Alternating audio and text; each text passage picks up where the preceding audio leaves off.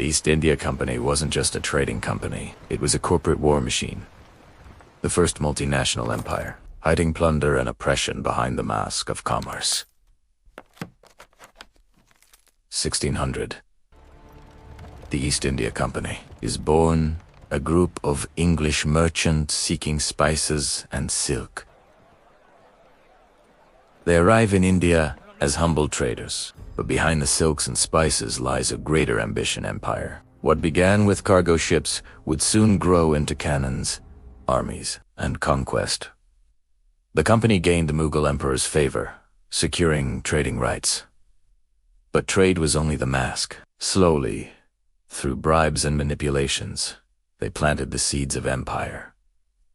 Every new trading post became a fortress.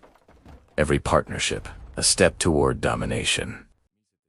The Battle of Plassey. A handful of company men under Robert Clive defeat the mighty forces of Bengal.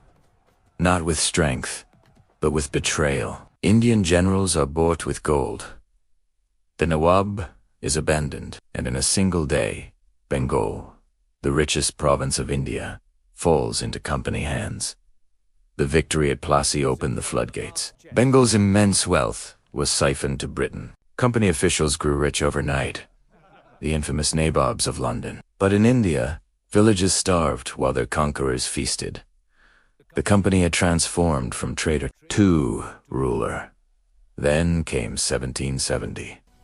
Bengal, once prosperous, descended into famine. The company had forced farmers to grow indigo and opium instead of rice. When drought struck, there was no food. 10 million perished. And yet, company's ships still sailed to Europe, heavy with grain. Profit mattered more than lives. To tighten their grip, the company perfected the art of divide and rule. They played rival kingdoms against each other, signed alliances they never honored, and pitted brother against brother. Each war left India weaker, and the company stronger. By the 1800s, the company commanded a private army of 260,000 men, larger than many European nations. This was no merchant guild. It was a war machine, armed with muskets and cannons, flying the flag of a company, but waging wars like a nation. From Indian soil, the company grew opium. Tons of it were smuggled into China, creating millions of addicts. When China resisted, Britain, with the company's trade as justification, unleashed the Opium Wars. 2 civilizations were poisoned, all for the profit of a corporation. The spark of rebellion ignites among Indian soldiers. Soon, the flame spreads across the north. For a moment, it seems the company's empire will fall, but the reprisals are merciless. Entire villages are destroyed. Rebels executed in public. The land drowned in blood. The mask of trade is gone. Only raw brutality remains.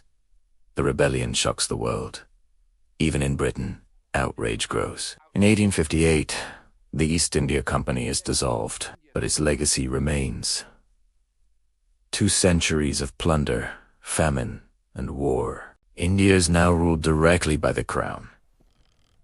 The company is dead, but the empire it built lives on.